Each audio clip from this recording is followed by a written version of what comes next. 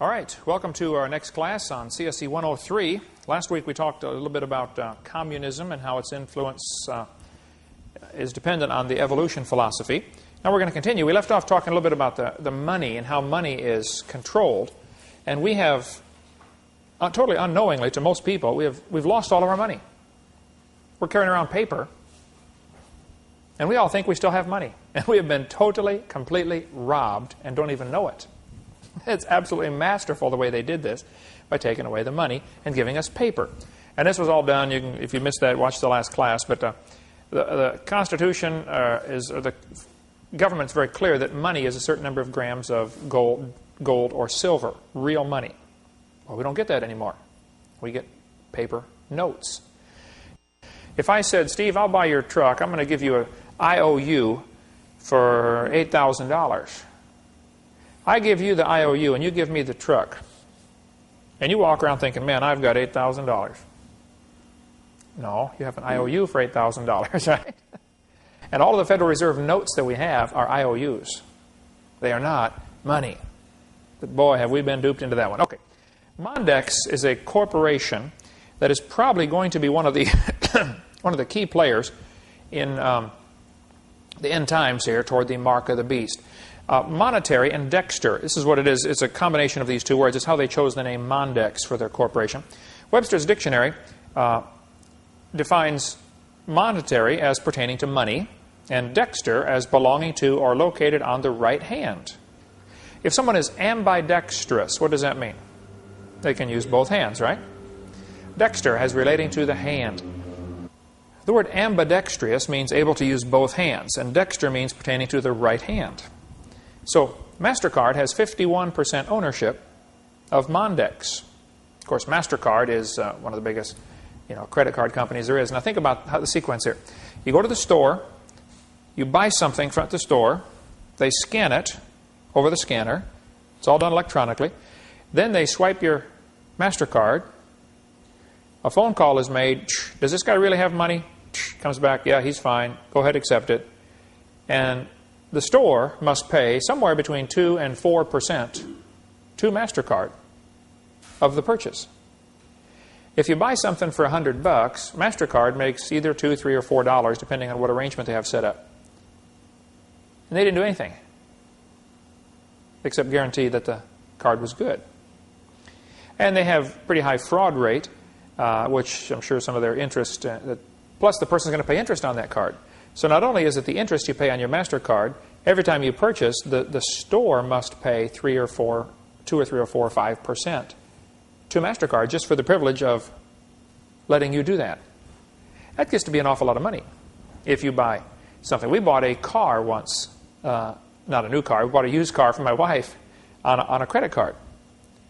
And, the MasterCard made a fortune off of that. 2 or 3%, I think it was like $9,000, for this used car, or $10,000, and it amounts to a few dollars.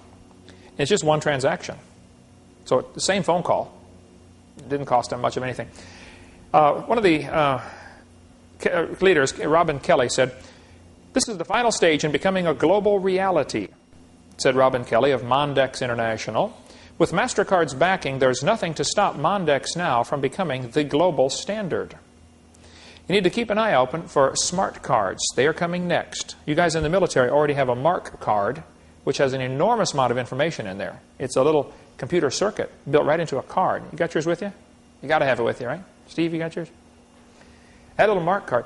The next step is very simple. It becomes a little microchip, and it's injected in the right hand.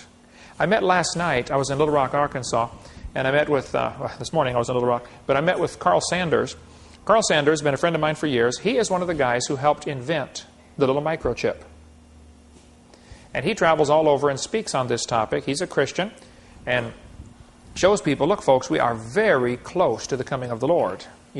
20 years ago, the prophecy that everybody would receive a mark in their hand or in their forehead before you could buy or sell, 20 years ago, that was people laughed at that prophecy. Yeah, right. How are you going to get a mark to buy or sell? And Carl Sanders has a lot of information how the Greek word for mark is etching. And microchips are etched in the silicone. And he goes through a whole series of how it fits exactly what the book of Revelation says is going to happen. Some type of little chip is probably what's going to be the mark of the beast. And it's going to be in the right hand or the forehead. Anyway, smart cards are here. SET technology means secure electronic transaction. Everybody that uses their credit card, of course, wants to make sure, is this secure? Are you going to give my credit card number to other people so they can charge stuff? You know, it's assumed that the card is secure. It's called SET technology. It's interesting they chose that name because Set is the Egyptian god of evil, or Satan. It's just a coincidence, I'm sure, but AT&T Lucent Technologies purchased the franchise from Mondex USA. Their logo is the symbol of the solar serpent, the red dragon, which is Lucifer. How many have ever seen Lucent Technologies' red circle? You see it all over the place, on telephones. I mean, there's a huge corporation. Lucent is composed from Lucifer and Enterprises. They seem to be quite flagrant in naming their products. Styx is the name of one of their products, which is a river in Hades, according to the Satan worshippers. Janus, that's the two-faced god. You can use Janus, I believe, to order stocks or bonds or something like that. You ever heard of Janus? That's the two-faced god. Now, I'm not saying everybody involved in this is evil. Half the folks probably don't even know. But Satan does have plans for a one-world government. And you have to control the money. People will not be able to buy or sell without their authority. Right now, if you did not have any cash and you didn't have a checkbook and you went to the store to buy something, what would they do? They would not let you buy it, right? It's just going to be very simple. I don't think there's going to be a big thing where Christians get to stand up and say, I'm refusing to take this mark, here, chop my head off. It just won't be an opportunity like that. I think it'll just be a quiet, gradual choking of the system where if you don't have this mark, you just simply don't buy. No stores will take cash anymore. No stores will take credit cards. Anyway, this is the things I've been told about some of this, so you can read it for yourself and check it out if you'd like. There's email and website to get information. But Lucent Technologies is naming their products like Styx and Janus. Inferno, promoted with a quote from the Inferno. A story about Lucifer in the bowels of hell. This company deliberately chose to move their new offices into 666 Fifth Avenue in Manhattan. That's what I was told, and I saw the picture of the building, 666 on the building. Now, whether they moved since then or not, I don't know, but that was, somebody sent me a video about that. There's a lot of information going around. Okay, Karl Marx's next plank in the Communist Manifesto. We've been going through his 10 planks in the Communist Manifesto. Number 6 was government ownership of communication and transportation. Right now, the government owns just about every car in the United States. You probably think that you own a car, but you don't. When the car was manufactured, a certificate of, I think they call it a certificate of manufacture, was created. It was sent to when the car entered the state of Florida, the state of Florida kept the certificate of origination, is what it's called. They issue a certificate of title. You then, when you bought the car, they gave you a certificate of title. Now, if you buy a brand new car, only if you buy a new car, and only if you pay for it with silver or gold, then you can demand that you get the certificate of origination. Now you really own the car. You don't have to buy license plates. You don't have to, because really, buying a license plate is renting the car off of the state for a year. And in some states, the license plates are incredibly expensive. I mean, like in California, if you own a new car, they rate it by how much the car weighs and how many horsepower it is, and just your plates might be $400 a year, every year. So the government right now has control of transportation. This is one of the Communist Manifesto planks, and we have slowly allowed this to happen and not realize what we've done. Very few people even realize this has already been accomplished.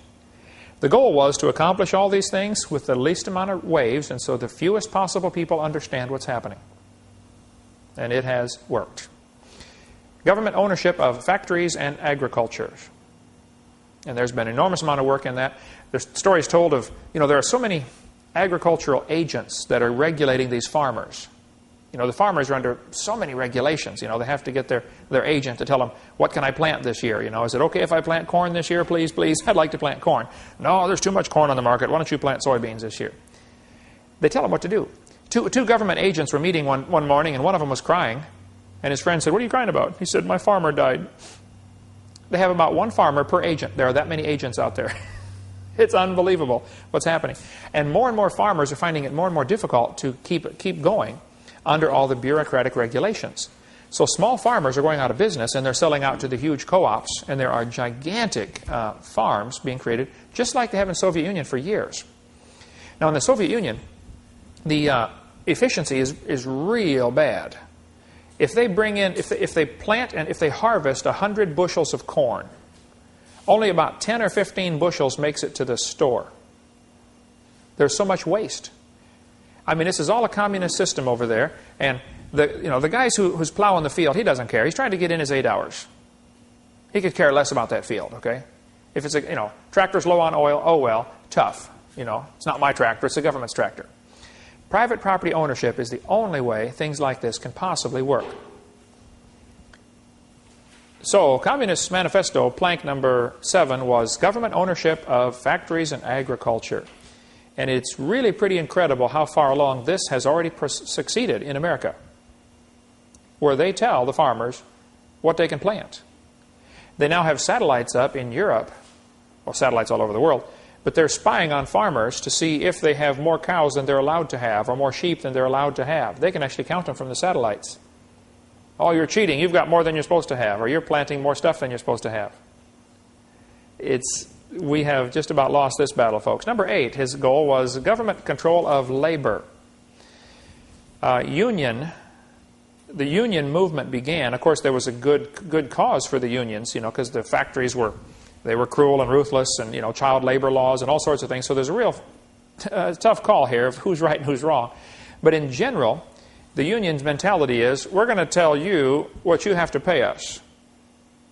And the Bible mentality, as I understand it, is, if I own this field and I say I'm going to pay you, $6 an hour to come pick my corn, and you don't like it, well, then go get a different job. Go plant your own cornfield. If you don't like it, go get your own cornfield.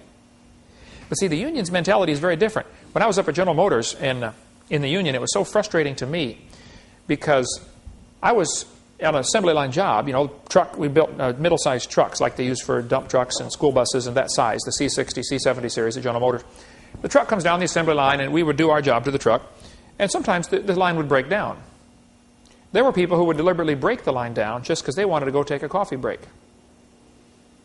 Guys would take some of the cogs and wheels and gears and stuff, and they would toss in a bucket of a coffee can full of nuts and bolts to jam it up, knowing it would take maintenance 2 hours to fix it, just because they wanted to take a break and go get some coffee. After all, it's not their factory. They're getting paid by the hour regardless. So when the line would break down, I would, grab a broom and sweep the floor. The union steward came by and chewed me out royal and said, "Don't you ever sweep the floor around here." I said, "Why not? The line's broke. I'm sitting here doing nothing. I don't like to be idle. I want to do something." He said, "By you sweeping that floor, you're taking bread off of somebody else's table. They hire a sweeper to do that." My father-in-law, I was with him yesterday up in Arkansas. My son, Kenandu, was just with him this morning and left up there. He was general foreman at Caterpillar Tractor Company.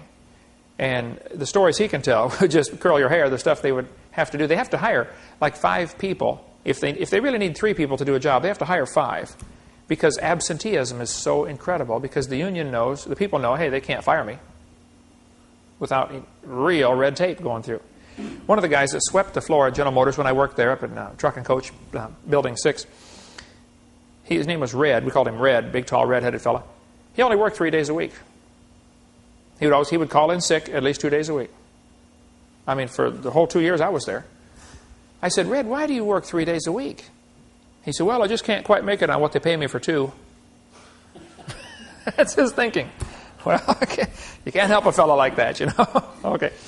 But government has got an enormous amount of control over the labor market. Number 9, corporate farms, regional planning. And each of these can be developed. We've got a lot more stuff we want to talk about here, but each of these can be talked about in great detail. And there are people who make the communist advance in America their whole ministry. Folks, we have just about lost the war to communism. And if you think communism is dead, you are really deceived. Then you really have lost out on reality. Number 10, free education. This was one of Karl Marx's planks in his Communist Manifesto. Free education for all children in public schools. And watch this carefully. Combination of education with industrial production. Karl Marx said the purpose of education is to make people good workers, good state citizens, so they can be productive for the state. How many have ever heard of outcome-based education? School to work. Goals 2000. There are numerous communist-type programs here in America already in place, already working. Kids go to school, and there's going to be a certificate of mastery where you just, after a few years, they're going to tell you what you're going to become. Well, you're going to become a farmer. They don't say it's because you're pretty stupid. All you can do is plow a field. Not that farmers are stupid. Believe me, you got to be really smart if you own your own farm. You got to know just about everything. But this business of what is the purpose of education? The purpose of education in America originally, 200 years ago, you wanted to teach the kid to read as soon as possible so that he could read God's Word, so that he could know what God wanted him to do, so that he could be a good Christian. If he's a good Christian first, then you don't have much problem. He's going to be a good citizen. And the goal was, though, to raise good Christians, a godly people. And if a constitutional republic like America started off with, and both theoretically still have, is dependent on the people being self-controlled. The reason you have diapers on a kid is because he does not have any internal controls yet. You have to have external controls. And as a person grows, hopefully they would develop internal controls where they don't need the external control. A population that has internal control, that wants God to tell them what to do. Can you imagine if everybody in the world, let's take everybody in Florida. If everybody in Florida wanted to do what God said, they wanted to do right. God says, whatsoever your hand findeth to do, do it with your might. Go to the ant, thou sluggard, consider her ways and be wise, which having no guide, overseer, or ruler, gathereth her meat in the summer. Nobody tells the ant what to do. Who's the foreman on the job for the ants? They don't have any. But watch them. There's thousands and thousands of them all working. I sat down, next to an ant pile one time with a notepad and just made notes for an hour as I watched things that I noticed about these ants. They're always time stepping on each other. And nobody griped. I mean, if people could only learn to do that, I saw one ant carrying a piece of a bug. He's a little tiny ant dragging this huge old piece of bug. He's pulling like crazy. 5 or 6 more were wandering by without anybody saying a word. All of a sudden, they grabbed on and started pulling with him. Nobody's telling them to do this. Suppose everybody in Florida was a godly person, wanted to do right, did not want to steal. They were honest, and they worked hard. The Protestant work ethic, it's often called. Can you imagine what it would be like living in Florida? You wouldn't need all the rules and regulations, would you? You only need laws. You only need external controls if the people don't have internal control. So one of the goals of communism is to make people wicked, which justifies more external control. Whereas if people are godly, you don't need as much external control. And God, in His wisdom, will generally give a country what they deserve. And I'm afraid America has become so wicked, we're going to get what we deserve, which is probably a totalitarian government. The Bible says, for the transgression of the land, many are the princes thereof. The reason a lot of countries have a lot of bureaucracy is because they're wicked. Basically, they need all these folks telling them what to do. Adolf Hitler said, let me control the textbooks and I will control the state. United Nations sponsored the World Declaration on Education for All in 1990. They called for the nations of the world to adopt a common education system, complete with implementation timetables and recommended curriculum. A world curriculum. Interesting.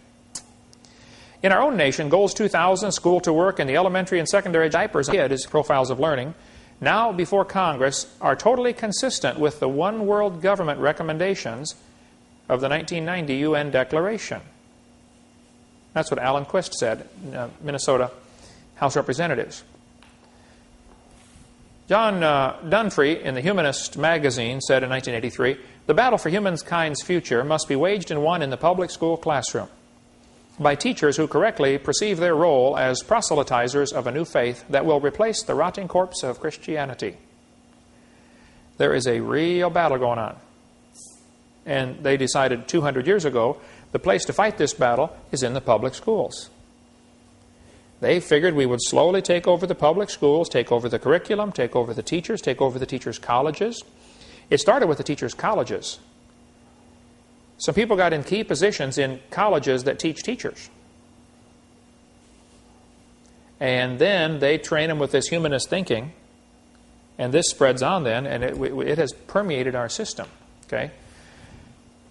This fellow said, every child who enters school at age 5 is mentally ill because he comes to school with allegiance toward our elected officials, founding fathers, institutions, government, patriotism, nationalism, sovereignty.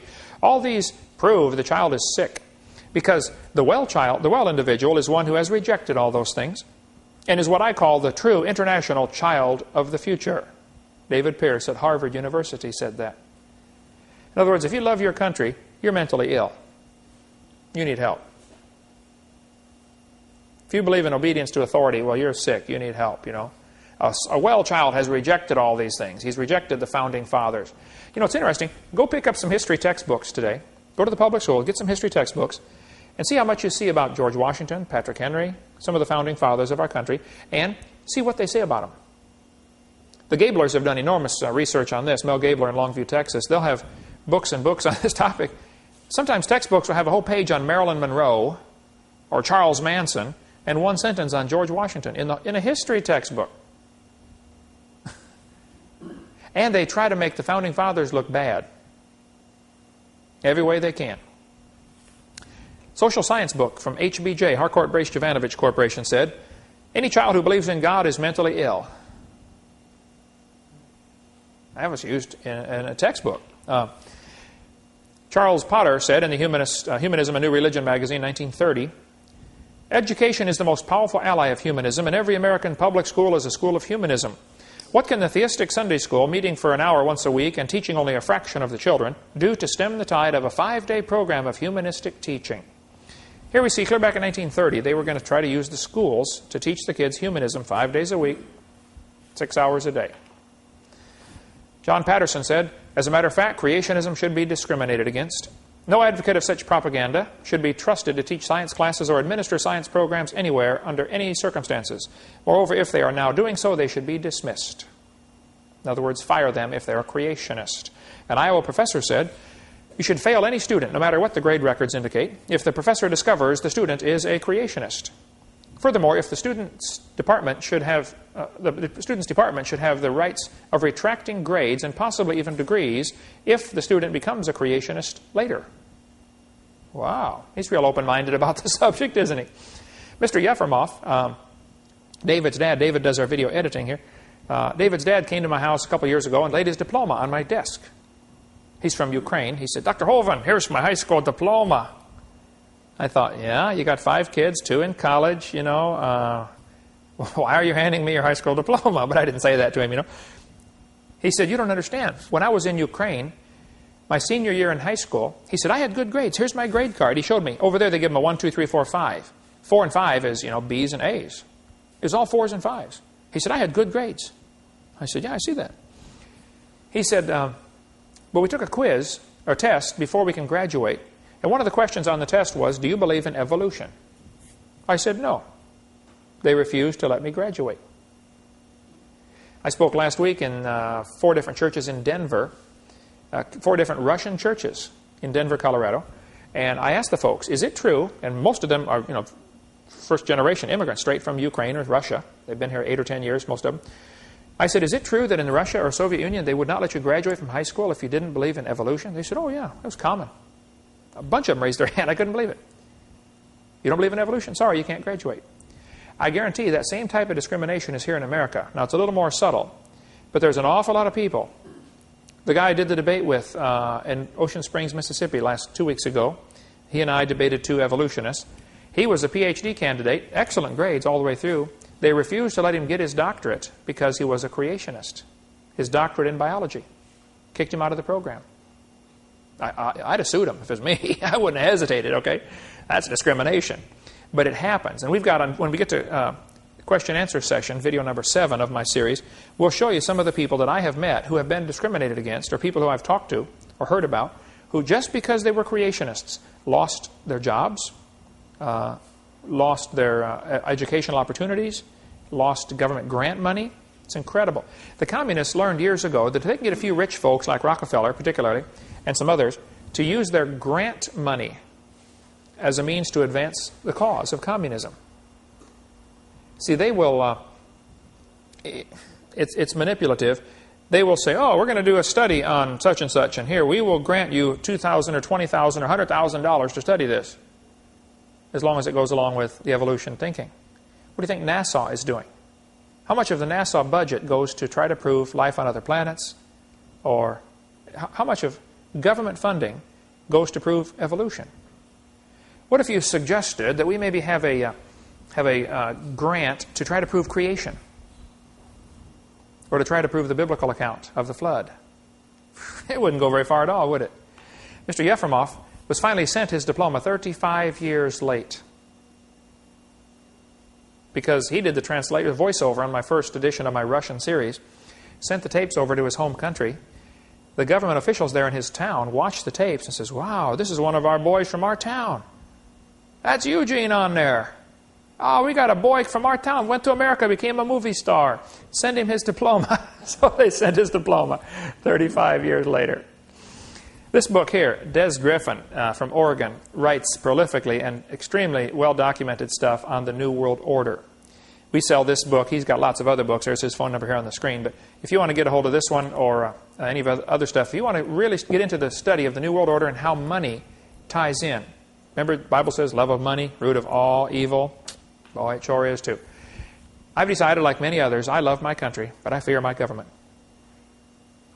And I think that's the attitude we need to keep. Okay, the communists also have rules for revolution. Now, my understanding is that this document of the 8 rules for revolution was discovered accidentally in 1919. I don't remember the whole story on this, but a fellow was shot and killed, and a communist was, and on his in his pocket was this document, which turns out, I understand, has been verified from several sources, that this is the communist rules for revolution. Now, if you have information on that or find information, please send it to me, because I'll put it at the bottom of the screen, you know, where this was from. But I believe it was 1919, someplace in Germany, where a communist spy or soldier or somebody was shot and killed, and this document was discovered.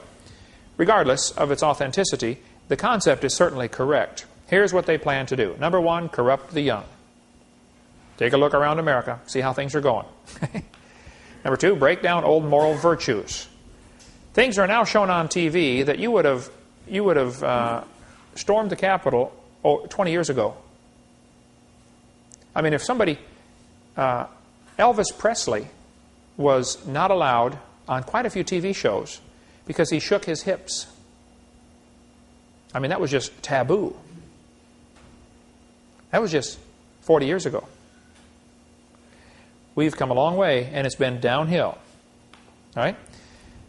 Number 3, communist rules revolution encourage civil disorders and a soft government attitude toward crime. Boy, we got that. Now they've got this 3 strikes and you're out. Well, how about 1 strike and you're out? See, the problem with our... I don't see, according to Scripture, where we shouldn't even have jails and prisons. We shouldn't even have them. How many people... What does it cost to lock a guy up for a year? You know, it's about $60,000, I think, average, somewhere in there, for each prisoner. The system in the Bible is very simple. If somebody steals something, he pays back 4 times as much. Well, that ought to be a deterrent. Right? And for certain crimes, you're executed. That ought to be a deterrent. Certainly to him, anyway. And that system, the beauty of it is its simplicity. It just flat works. Now, some have argued, well, look at what if somebody gets executed for a crime, you know, capital punishment, and it turns out later they're innocent. That certainly has happened. The Bible had a very clear system. Nobody gets executed unless there's 2 witnesses. At the mouth of 2 or 3 witnesses. So, if a murder is committed and there aren't 2 or 3 witnesses, you might prove the guy guilty of murder, and there might be some things you can do there, but he can't be executed without witnesses. So that way, that's a fail-safe method, I think.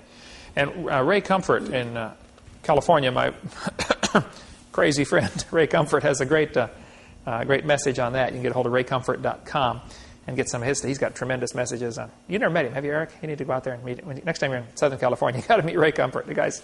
He's crazy. Anyway, number 4, divide the people into hostile groups. Get them to argue about subjects like race or religion, you know. Break them up so they're arguing with each other. This makes them ineffective as a team, you know, and easier to take over for communism. Number 5, get the people's minds off their government. Focus their attention on athletics or sex.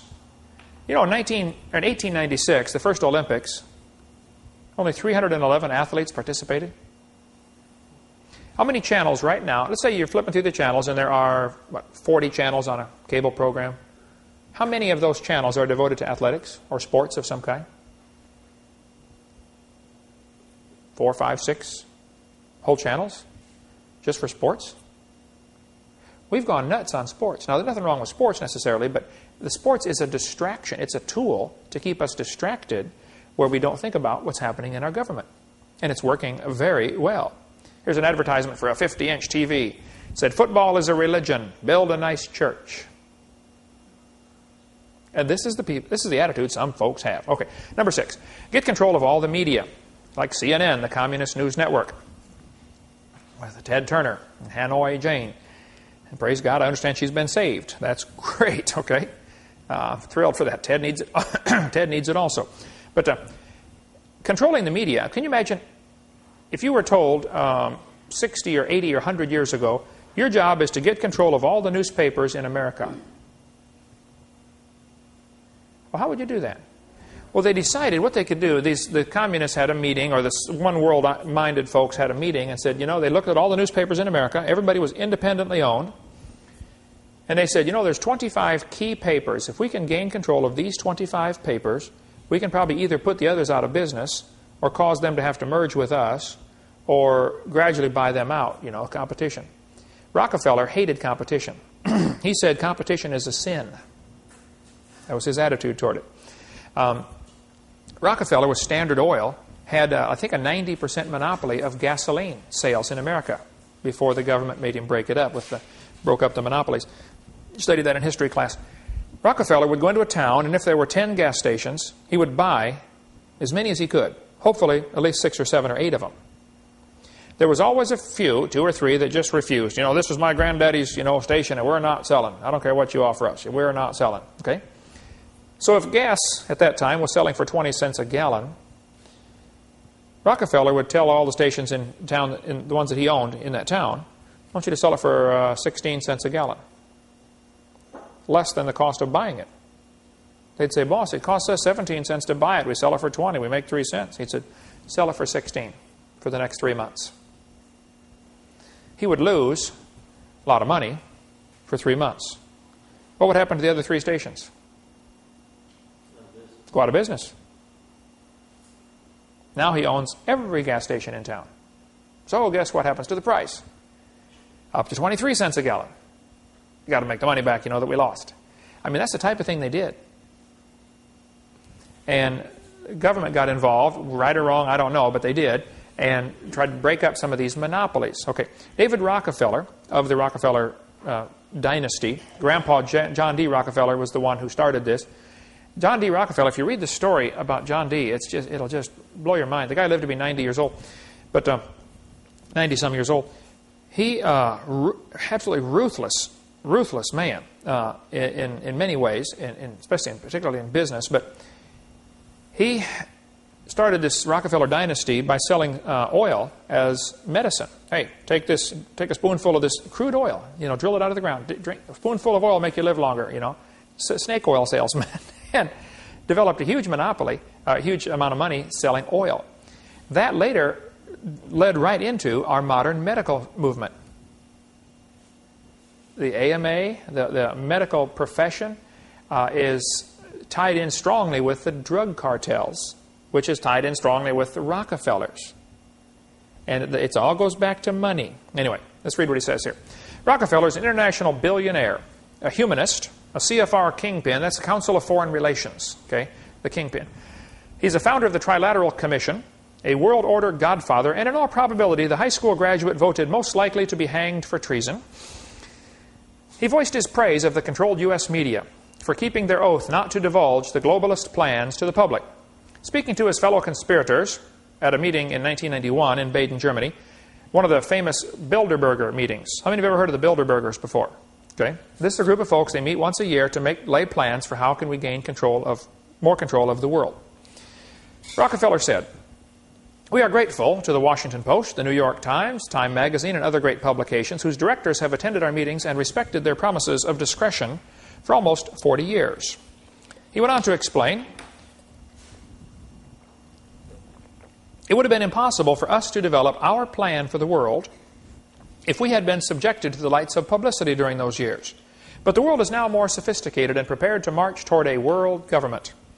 The supranatural means above national, supranational, sovereignty of an intellectual elite and world bankers is surely preferable to the national autodeterminism practiced in past centuries. What he says here is, we'd be better off with a world government with bankers, like himself, in charge, instead of every nation running their own people. His mentality was, we need a one world government. It's always been that way, and they work toward that very hard. And Rockefeller and their clan have been one of the primary people involved in aiding communism. They kept communism alive because you got to have an enemy to justify all this big arms race we got going on here. Pretty soon people get sick and tired of paying all this money for, missiles and submarines and aircraft carriers when, for what, There's no enemy. Many wars could not have been fought if it weren't for going off the gold standard. During the Civil War, when they're on the gold standard, you got to have gold. You just can't buy ammo otherwise. Gold and silver. You got to have real money. Well, if all you got to do is crank up the printing press and print more paper money, well, that's simple to do. There's an awful lot of tragedy in the world. A lot of people died in wars that could not have been fought were it not for this love of money stuff we talked about earlier. Okay, here's what some of the news media anchors have said, like Richard Cohen, senior producer of CBS Political News. He said, we're going to impose our agenda on the coverage by dealing with the issues and subjects we choose to deal with. Let me stop right there.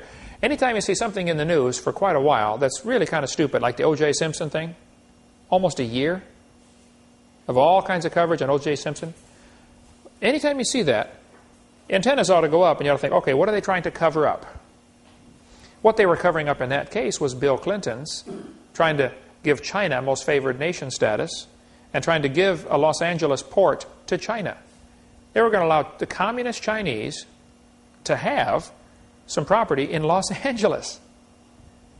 Well, guess what they would do? They would bring in drugs by the boatload.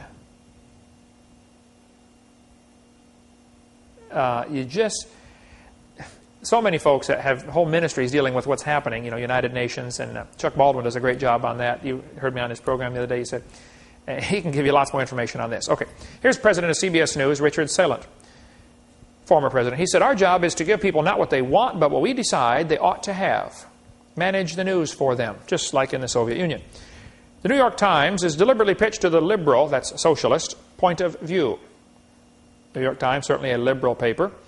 News reporters are certainly liberal and left of center, Walter Cronkite said. He should know, he's one of them. Barbara Walters said, the news media in general are liberals, socialists. Number 7, rules for revolution, destroy people's faith in their leaders. Wasn't hard to do here for the last 10 years, was it? Joseph Stalin this is attributed to him. I can't prove that he said this, but many people say that's right. Okay? He said, those who cast the votes decide nothing. Those who count the votes decide everything.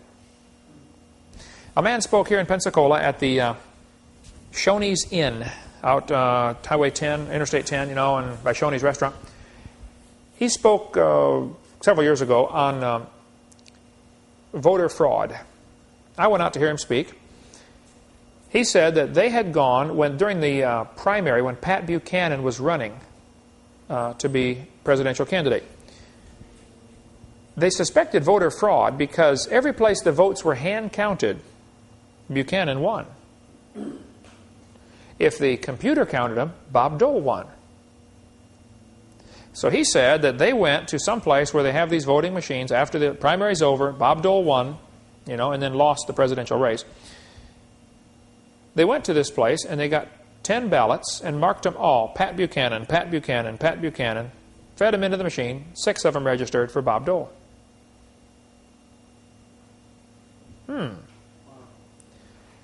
Now, somebody who has no morals, like Bill Clinton, they're not above this. Figure out some way to get into the voting system and control it. And all the people think, well, I voted for the right guy. Yeah, but your vote didn't do anything. So really, all you need is a few people in key places who can control who's counting the votes or how they're counted. Or better yet, what if you just got to the people in Mexico that create the voting software that counts the votes? That the computer's going to count it? Well, computers, garbage in, garbage out. Suppose you could write the software in such a way that all you had to do was give it a secret code and it would make the election come out the way you wanted it. Many people think that is what's happened. That has been what has happened here in America. Number 8, cause the registration of all firearms. You want to control a country, you have to have people unarmed. All the lions got together for a conference one day and voted that, certain animals have horns that are just too dangerous. They should not be allowed to have horns that are quite that dangerous. We should trim those horns way back and round them off and maybe put some safety tips on the end. Well, wouldn't the lions all vote for a bill like that? Sure. Of course they would. What's happening is we've got a bunch of people who want a one-world government. They're meeting trying to put rules and regulations on gun control. And their motive is make us unable to defend ourselves. We'll talk a little bit more about gun control right after a quick break here and show you the Hovind attitude toward gun control coming up soon. Thank you. All right, let's talk about gun control. It is attributed to Vladimir Lenin that he said, one person with a gun can control 100 people without one. All you got to do is look at any concentration camp or prison, and you see this is exactly correct. Picture this scenario. You're in the bank waiting to cash a check or something. A guy walks in with a gun and says, everybody lay on the floor. Well, everybody lays on the floor. He has the gun. Now, picture this scenario. Everybody in the bank has a gun. Everybody's carrying a concealed weapon. They don't want to hurt anybody. They just want to protect themselves just in case, so they're all carrying a concealed weapon, like I do most of the time. Somebody walks into the bank, says, everybody lay on the floor. So 100 people pull out their gun. Sir, you lay on the floor. Right? That's all it takes. Gun control is not about guns, it's about control. Lenin called for disarming the people. Stalin called for gun control. Hitler called for gun control. See, gun control goes back to the basic idea of, I have power over you. I have the gun, you don't. You do what I say. I am in control, which goes back to Satan's basic idea of, hey, ye shall be as gods. And whoever has the power, has the control, they feel like they are God in that situation. And the American government has done a wonderful job of getting bigger and better weapons, and we can certainly control during wartime. We dominate. You guys are in the military, and I think our military system is wonderful. It's great. But what if the wrong people get in charge of it? Then we're going to dominate who? Who gets dominated? Us. Yeah. It's going to be used on us. There's a website about this, members.localnet.com /BobG/IFA6, if you want to get more information on that. Don Boy is a good friend of mine, was a member of Indiana House Representatives, lives in Ringgold, Georgia, near Chattanooga, Tennessee. He travels and speaks on creation, and really, really smart fella. He said, gun control is not about guns, but it's about control. He said, you might be a liberal if you don't trust honest Americans with automatic weapons, but you do trust the federal government with them. He said, you might be a liberal if you think guns are the cause of crime, but you don't think matches are the cause of arson. Think about that. You might be a liberal if you think the death penalty is government-sanctioned killing, but you don't think a prison sentence is government-sanctioned kidnapping. That is a good one. You guys are a thinker. I love these, the way he thinks, I say, wow, why didn't I think of that, The Second Amendment to the Constitution was very clear. A well-regulated militia being necessary to the security of a free state.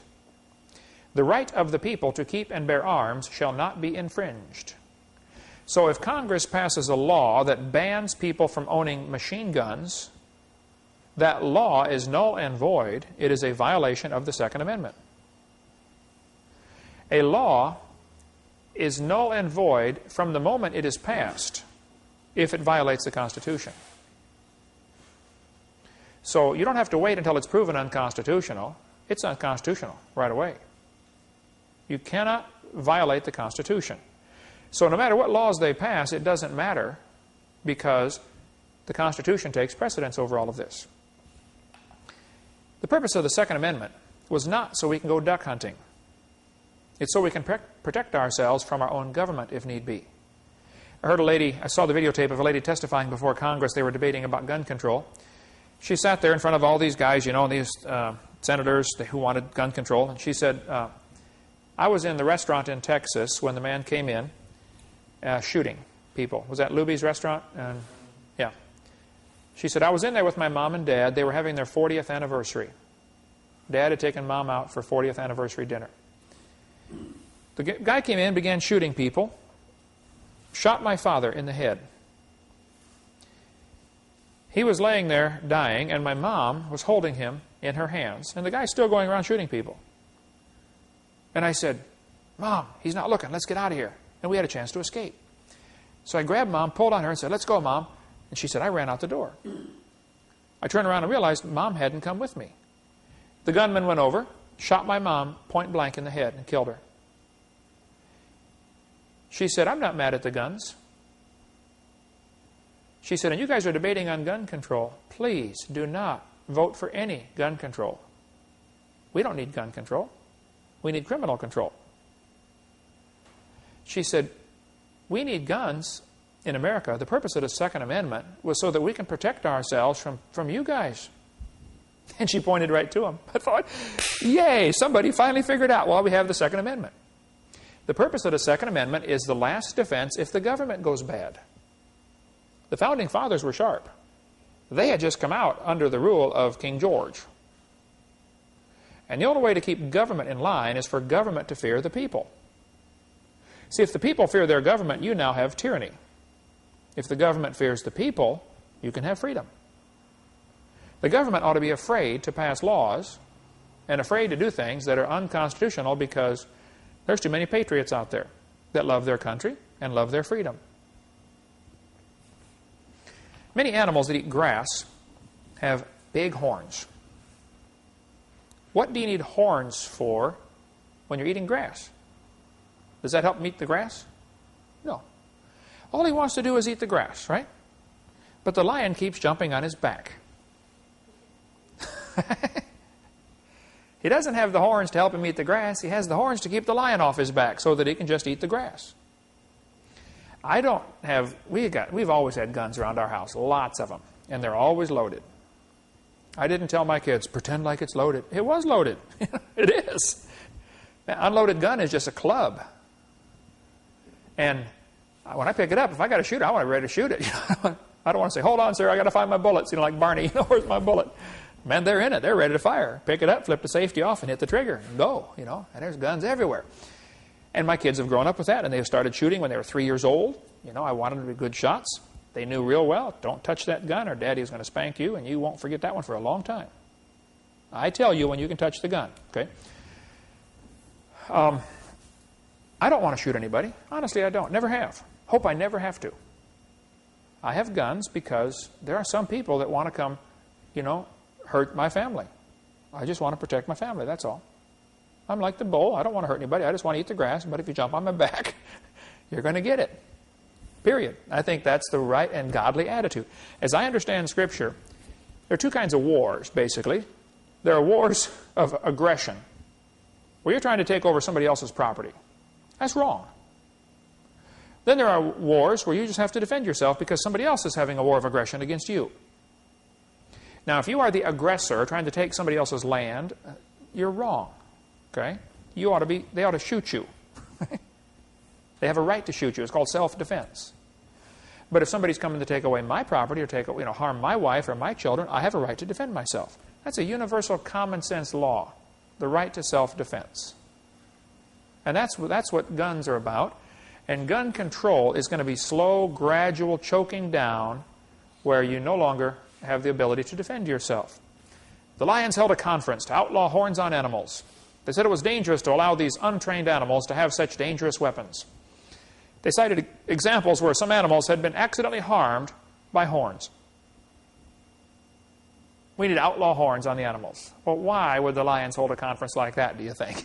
Obviously, they have an ulterior motive, don't they? Remember when the kids got shot in Colorado?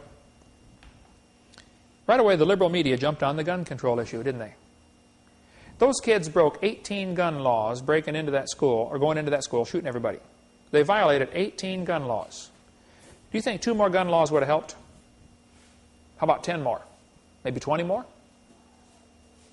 They don't care. Criminals don't care about the laws you pass. The purpose of those laws is only to get the honest citizens to become criminals by breaking those laws. Liberal media jumped on gun control. You know, maybe the real issue is, should we have public schools? Should we teach the kids evolution? That's what caused that gun control thing, or caused the Columbine shooting. Those 2 kids were strong believers in evolution. They did the shooting on Adolf Hitler's birthday. We'll get into more on Hitler in a little bit. They shot Isaiah Shoals just because he was black. They shot Cassie just because she believed in God. Eric's T-shirt said, "Natural selection." They spoke German to each other in the hallway. Nothing wrong with German. Ich spreche ein klein bisschen Deutsch. But this was a evolution. Evolution was the foundation philosophy behind what happened at Columbine High School. I'm convinced of that. See, blaming guns for Columbine is like blaming spoons for Rosie O'Donnell being fat. It is not the spoon's fault. Okay? And it's not the gun's fault that those kids got shot. It's the person's fault. Okay? I love that. Somebody sent me that picture of the back of a van. Some guy driving around with that on there. That's so good. I thought, why didn't I think of that? You know? Maybe the real issue is, should certain criminals be publicly executed? If executions were swift and public. In the Bible, it's a pretty neat system. The offended person gets to be involved. You throw the first stone. I mean, if somebody murdered your wife or husband or kids, there's a normal, natural anger that gets inside of people. That's normal. I'm angry. Look what they did to me. And the proper godly response, the release of that, God knows, He made people. He knows what we're built like. He did the whole thing, okay? It gives a relief, a release of this tension when you can see that person who did that harm to your family executed. Should you choose to be involved in it? I want to flip the switch. Okay. I want to throw the first stone. This gets the anger out. Maybe you saw the movie Forrest Gump, you know, where the lady at the end of the movie, she's throwing rocks at that house, you know, that her dad molested her in. And old Forrest said, sometimes there just aren't enough rocks, you know. There's just something in people that they just want to get closure. And this causes closure. How many people right now tonight, they were harmed, or someone in their family was harmed, the person who harmed them is sitting in jail. That person tonight is a nervous wreck, thinking that person in jail might escape. Right? How many women have been raped? The guy who raped them is in prison, scheduled for release today. I sat yesterday and had dinner with 3 Arkansas representatives, and they were talking about, you know, this... They're talking about, one of the guys introduced a law to make rape a capital offense where you get executed. Execute people for rape. And one of the other congressmen says, well, that didn't take away their life. He said, yeah, it did. That did take away their life. Think about it. Yes, it does. Okay, maybe we should think about, should all law-abiding citizens be required to carry guns to protect themselves? Suppose every teacher in Columbine High School was required to be armed, and the kids all knew it. Do you think they would have gone down the hall shooting everybody? No. One of the auto parts places, it wasn't AutoZone, but DAPS or one of those, I forget, national chains, decided that they're going to have signs put on all their doors, no guns allowed. No guns allowed on these premises.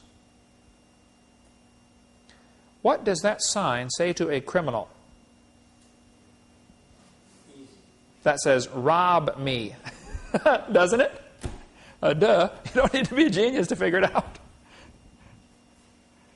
And so the National Rifle Association, NRA, or else the Gun Owners of America, which is even a more conservative, properly thought out organization than National NRA, Gun Owners of America, GOA. I'm not a member of either group. I love what they do. I'm just not a member of any groups except my church. That's all I got time for. But they wrote to them and said, we're going to tell all of our people not to buy at your store. Gun owners are people, they aren't the ones committing the crimes.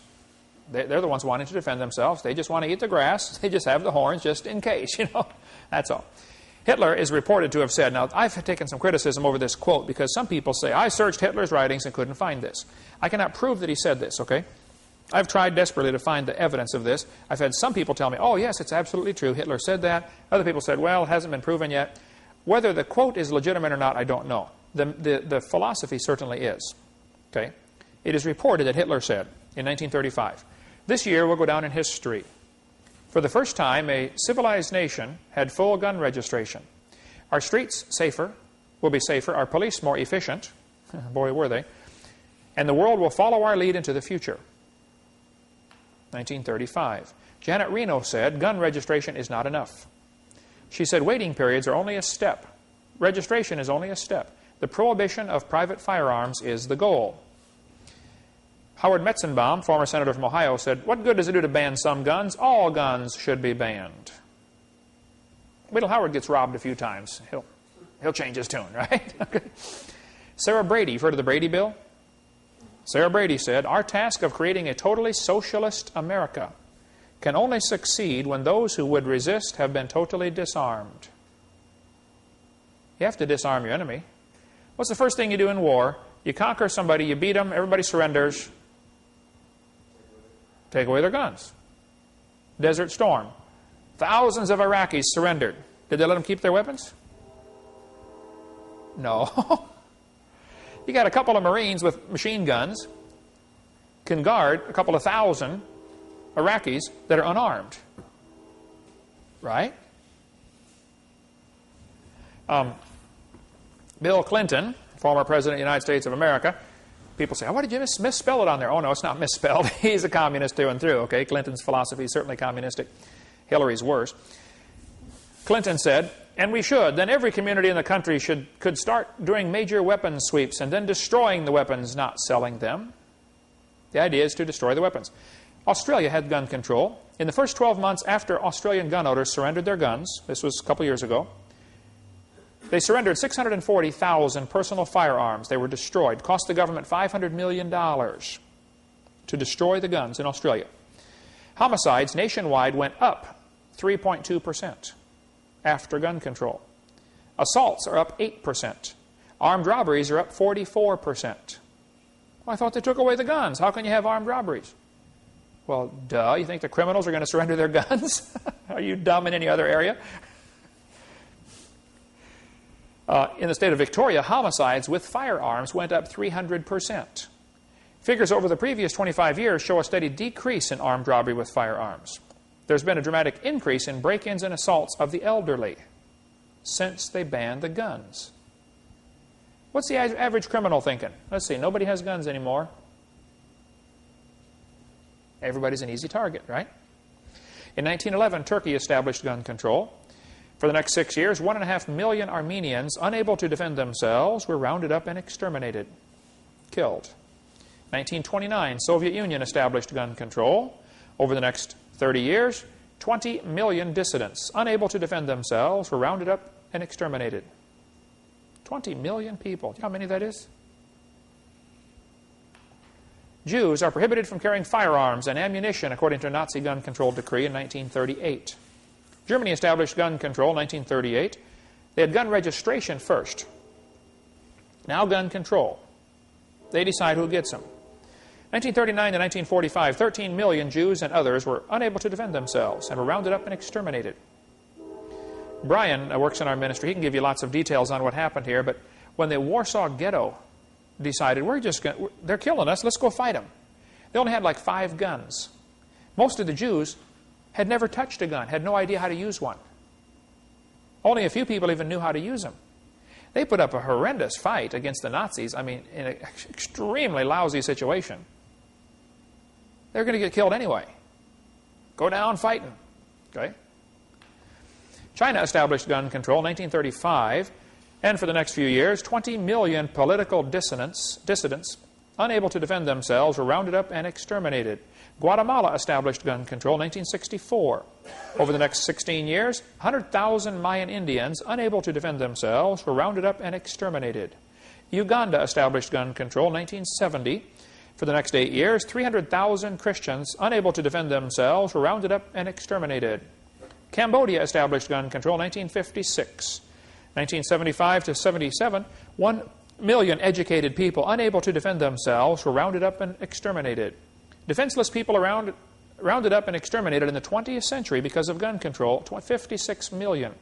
Next time someone talks in favor of gun control, ask them, who do you want to round up and exterminate? With guns, we are citizens. Without guns, we are subjects.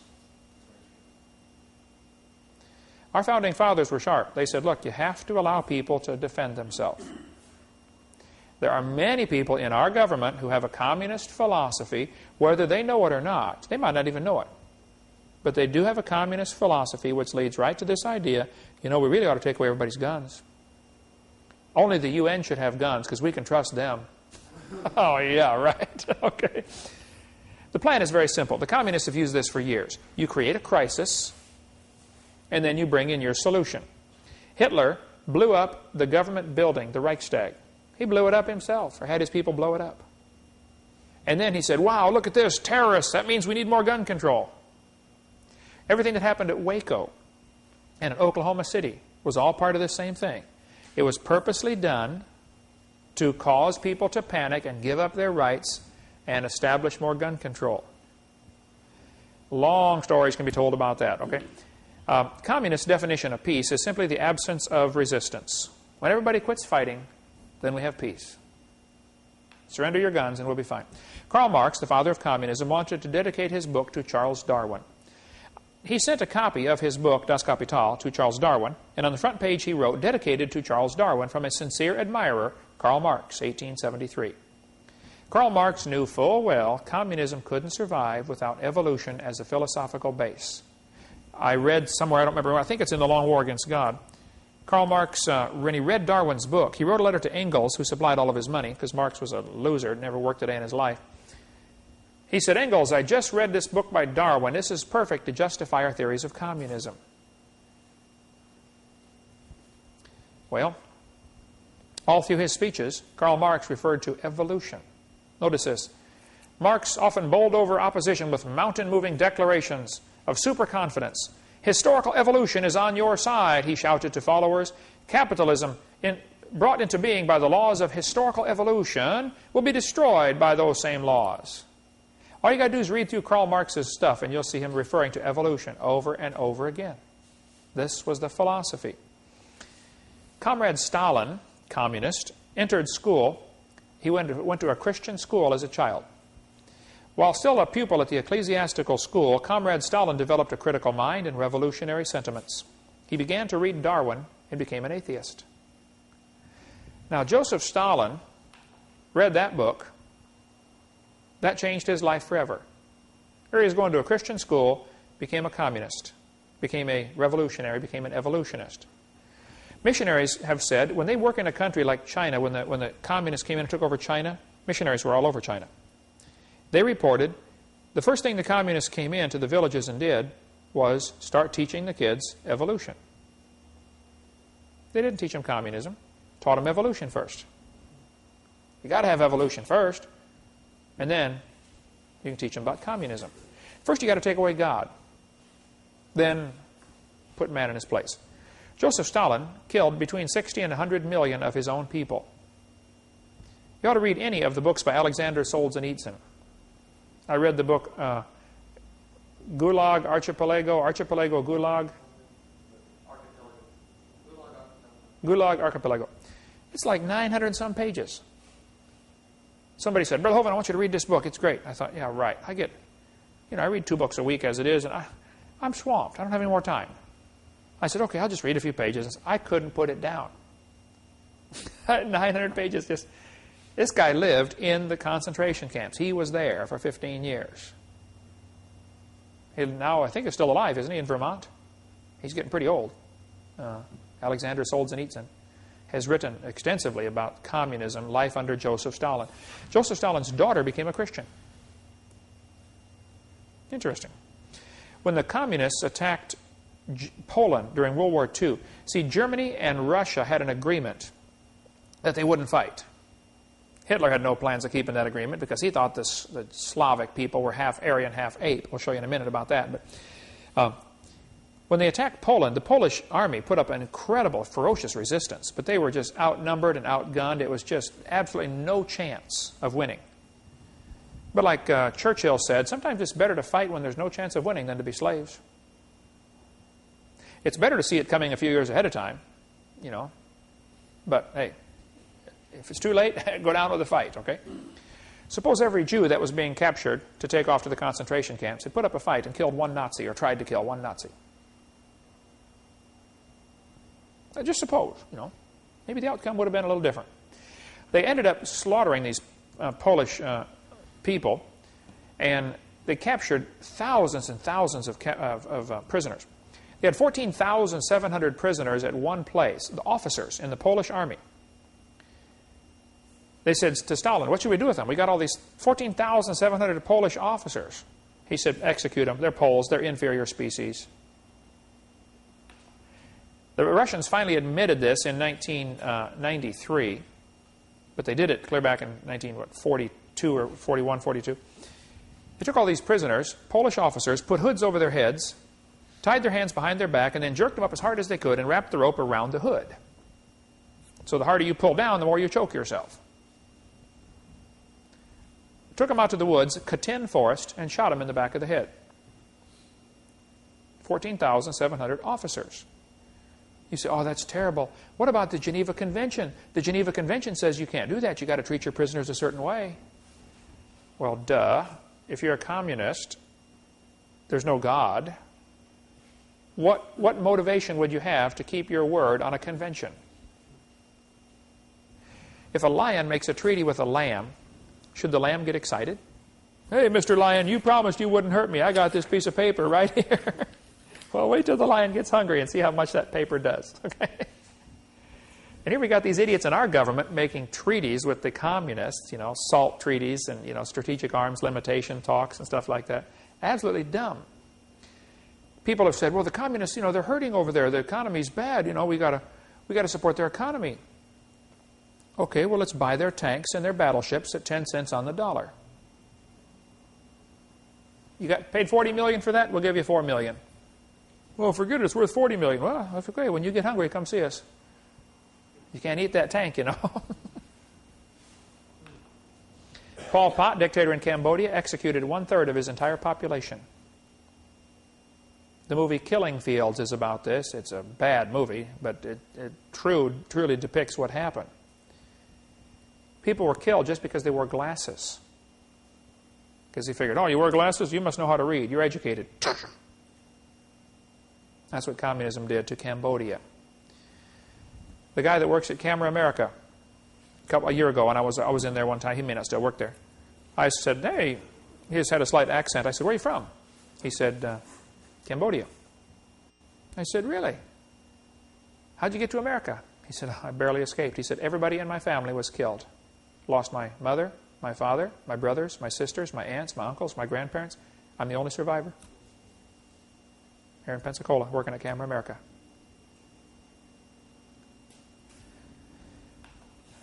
In 1975 to 1979, the Khmer Rouge in Cambodia, Pol Pot was the leader, they began executing people. Anybody that opposed him in any way. By the way, Pol Pot is still on the loose, last I heard. Still setting landmines and bombs all over the area, blowing up kids as they walk through the woods. Killed 1/3 of the entire population. It's in the Guinness Book of World Records under genocide. Mass genocide. The communists took over China in 1949 with American help, by the way. The capitalists helped the communists take over China. Long story behind that. They began executing Christians because Christians don't fit in well with New World Order type governments. They killed 15,000 a month. 60 million Chinese were killed by their own government. And if there's a takeover in America, you'll see the same type of slaughter here of American citizens by the American government. And there's all sorts of people who have been doing research on this about the concentration camps that are already being built. And the plans already being laid at the Amtrak station in Indianapolis, where they remodeled that to be a transportation hub to bring the people in when they don't go along with the system. We'll cover more on that next week. We'll take up more about communism and how it ties in with Nazism and Adolf Hitler and his book, Mein Kampf. You want to read something interesting, you ought to read Hitler's book, what he wrote about his philosophy of life. We'll see how that affected things starting next week. Communism, evolution, Nazism, it all ties together, folks. It's all rejecting God. See you next week.